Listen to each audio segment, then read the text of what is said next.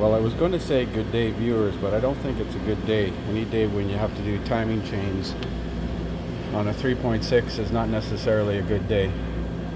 So we're continuing on with this saga here. We installed a used engine that the customer supplied a few weeks ago, and it has loose timing chain and a P001617 code on this bank over here. I've confirmed the VVT actuators are working fine, so we're going to take this apart again. Now to do this, both valve covers have to come off, so that means the upper intake has to come off. The right side valve cover has a PCV elbow in the very back of it that goes into the back of the camshaft, one of the camshafts, I think the exhaust camshaft. So that has to be removed, and it's got little T20 Torx bit screws that hold it in, same as the ones on the front timing solenoids. Yeah, not a good day, but let's get going. I'll take little video clips along the way. So take the vacuum hoses off. There's the PCV hose and canister purge solenoid hose, and the vacuum line to the intake manifold over here for the vacuum brakes.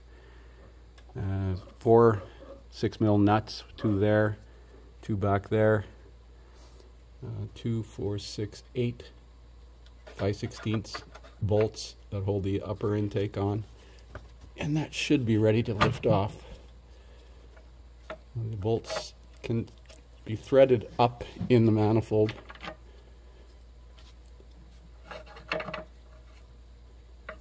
Sometimes I'll put an elastic band to hold them, because you got to kind of slide it this way to get it off the studs.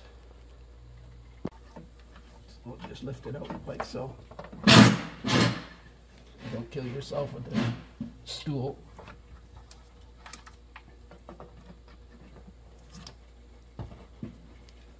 I've had this intake off like 3 times now. We put zippers on it.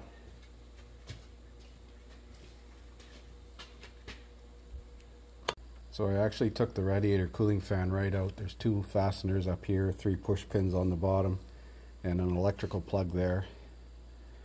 And that gives you room so you can actually stand in the front here instead of leaning over the front, the rad here. I've taken the vacuum pump off and the brackets off that left cylinder head. I think I'm going to climb right in the engine bay. So we release all these ignition coil clips.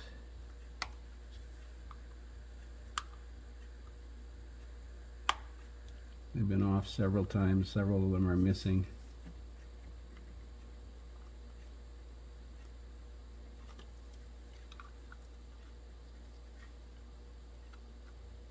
I put a piece of cardboard over top of the intake plenum so that don't drop anything in there.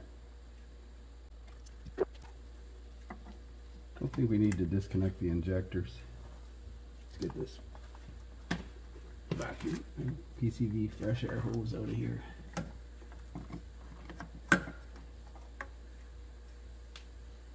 Only problem with climbing in here is if I need tools, I'm going to have to climb back out. So I thought I brought up everything I need. Let's see this.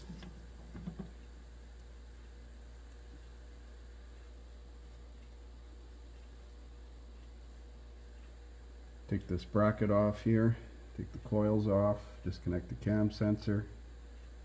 Gotta take these solenoids out. Be careful not to mix the solenoid connectors up. I noticed that the intake air temp sensor and one of these cam solenoids are the same connector, same series. Disconnect the fuel line. Let's take off the coils.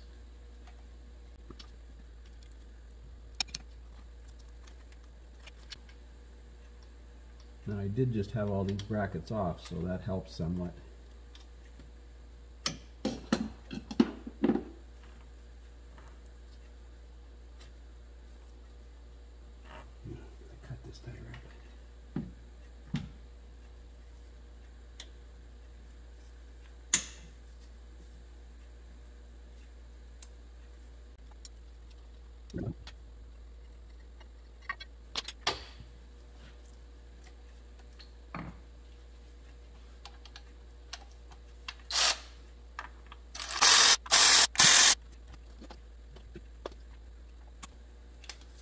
Did such a nice job of securing all these harnesses. Now I got to cut all the tie wraps. Let's take this fuel line off.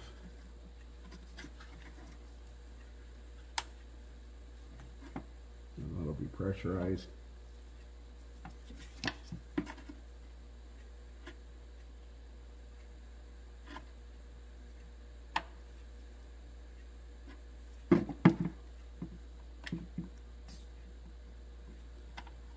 So just be aware of the fuel that's going to come out of there. And we're going to tuck this beside the master cylinder. Another tie wrap.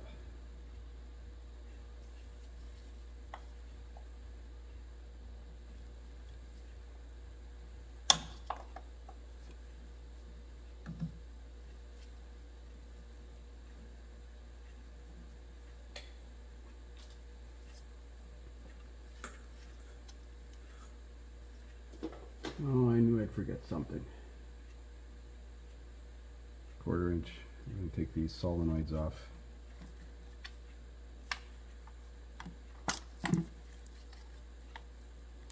Might as well disconnect these injectors to get them right out of the way.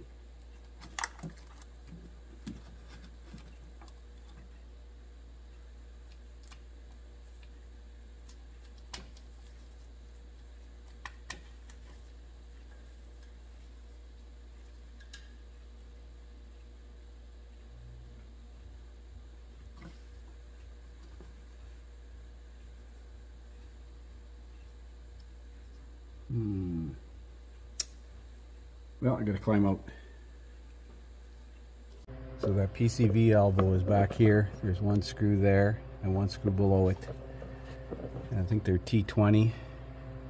I believe you have to take the cam sensors out too, because I think that cam sensor is attached to the cylinder head, but I'm not 100% certain. I'm going to take one out and have a look. So there's what that elbow looks like back there. And it goes, the camshaft goes into it, so you can't pull the valve cover straight up without taking that off. There's 2 fasteners. Well, this is a challenge to get that cover off.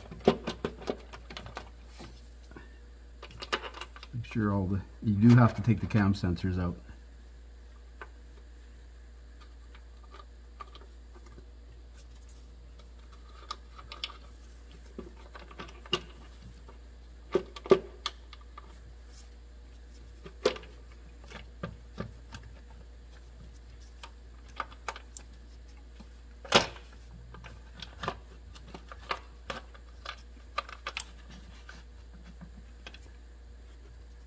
The gasket is stuck on the cylinder head.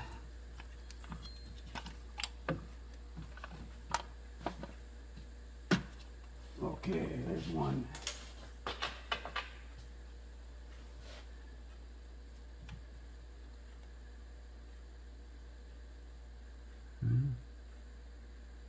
At least the camshaft lobes look okay on this one so far.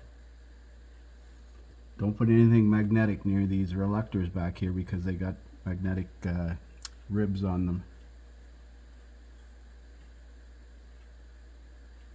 Well, let's get the other valve cover off now.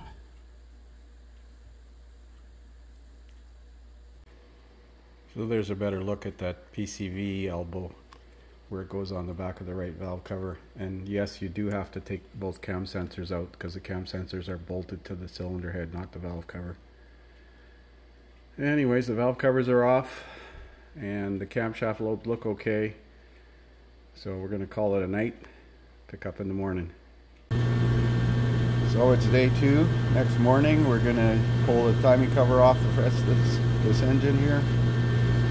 Just going to drain the coolant into a drain pan.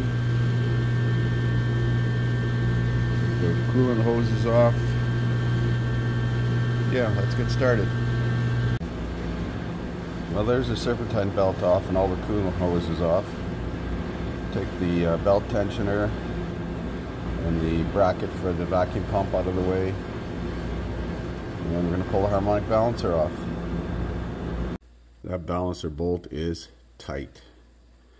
My impact gun wouldn't touch it. I even warmed it up. So I use my homemade cam holding fixture and a long power bar to loosen it off. So to remove the timing cover, it's not necessary to remove the coolant thermostat housing assembly or the water pump if you're not servicing the water pump. So here is a picture of the bolts that you have to remove. There's a ton of them. And there's 5 in the oil pan from the bottom in the front. So let's get started. So there are 22 little M6 bolts. They're all the same length. Now they have little nylon spacers in there, so we're going to have to retrieve those. Some of them came out with the bolts, some of them stayed in the housing. There are 3 M10 bolts. These ones here. 1, 2, and 3 M10. No, 2 M8, 3 M10. These are the 10. 2 of them I cut out with the bracket.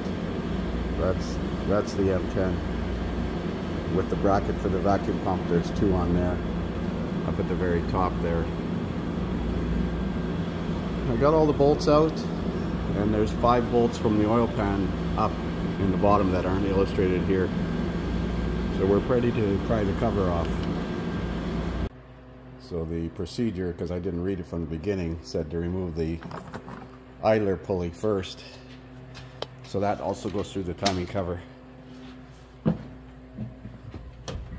And there's a prying spot down here in the bottom corner, and you can put a heel bar up against the alternator bracket like so and pry it off.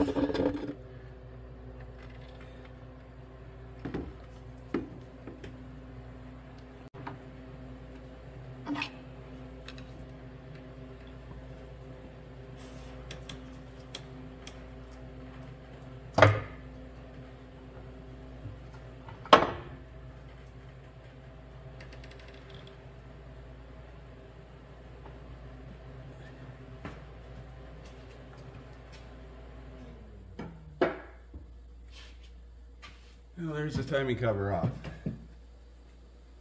Now we tighten up, line up all the timing marks. The bell or put the wiring harness up behind the.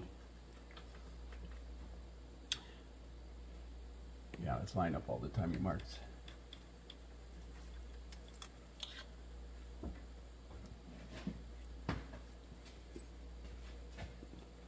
So I was rotating this to line up the timing marks, and this is the side that has the loose chain on it, and I seen something dripping there.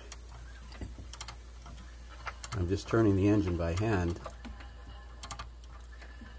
and the timing chain tensioner was leaking oil like crazy.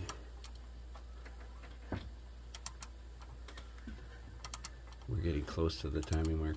There you can see it dripping right in here. It's dripping down. So that's likely that's all that's wrong with it, is the chain tensioner has failed, but it's extended pretty far.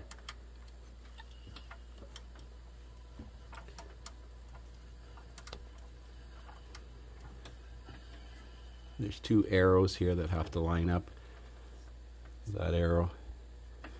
These 2 line up on the inside, and these 2 line up on the outside.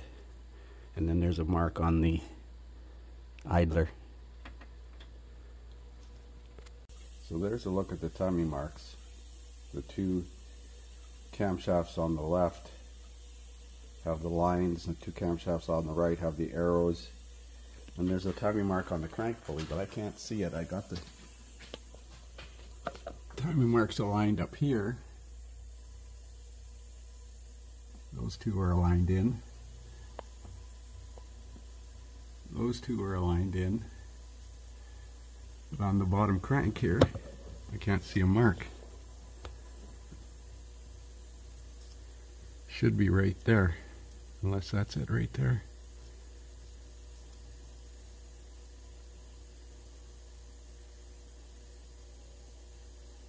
There's no other. It shows the keyway at about 11:30 on the picture.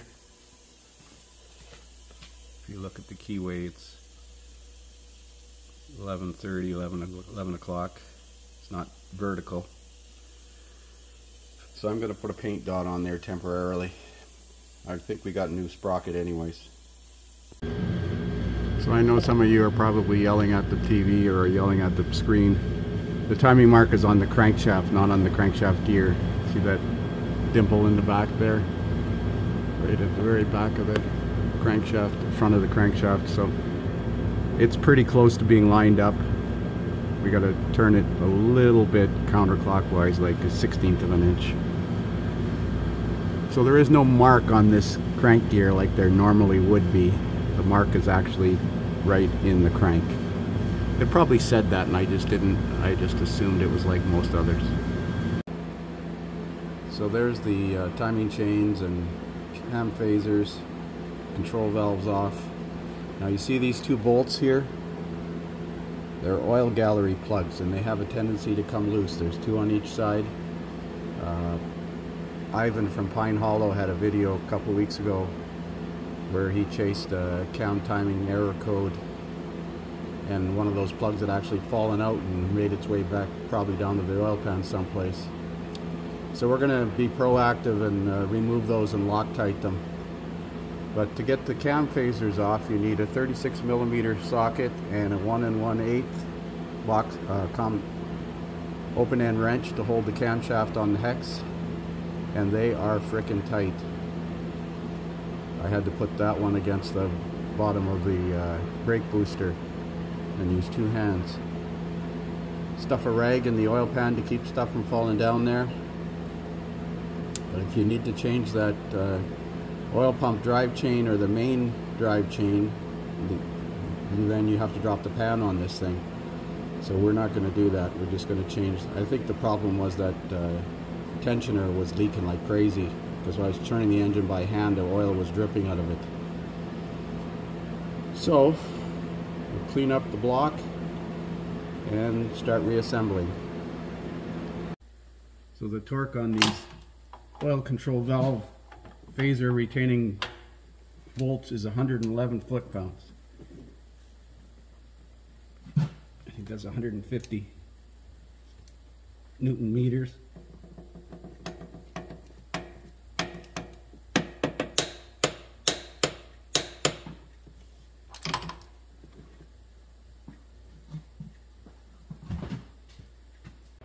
Well, I'm not going to lie, this is fighting me. This left bank, the two arrows face across from each other and the camshafts are just on the verge of turning, so it's kind of a challenge to get them on. I had to take the phaser partially off, but I couldn't get the timing mark to line up to the colored link on the bottom, and there's a dot here and I said it was like it was out two teeth. Well, if you look at this, the inner chain goes on this tooth and the outer chain, the right side, goes on the other tooth. The instructions are not clear.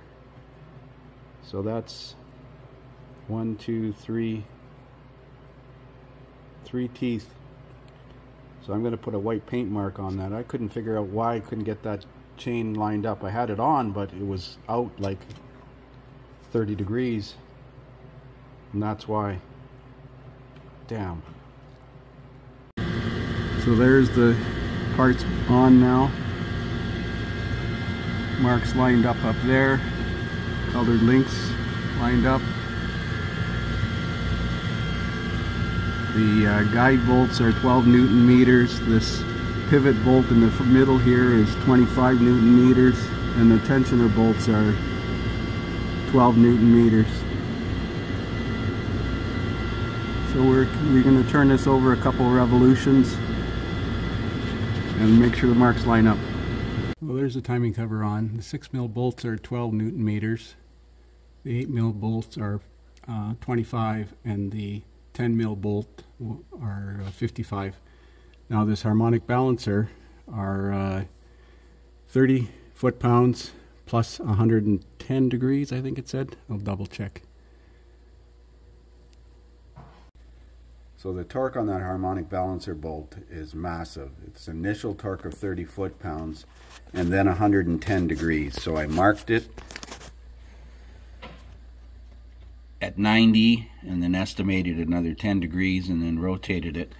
Now they have a holding fixture for the crankshaft pulley. I used my homemade adapter, and I had to use a 3/4 inch drive ratchet and this 4-foot pipe on it, so it's tight.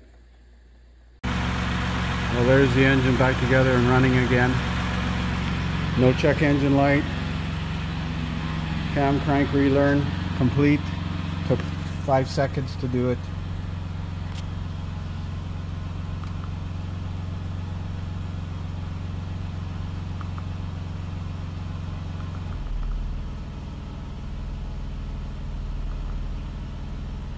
No check engine light.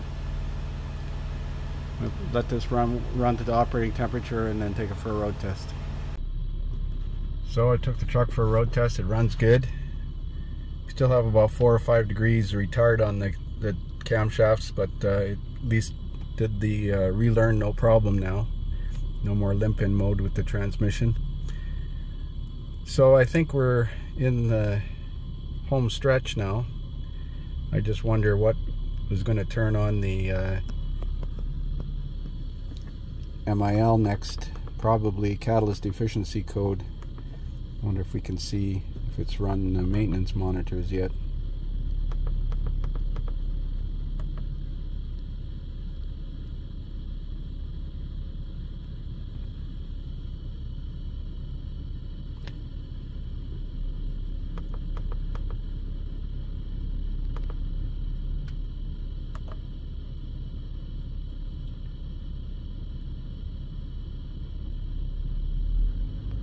Oh, that passed. Catalyst monitor bank 2. It had a misfire for several months on bank 1.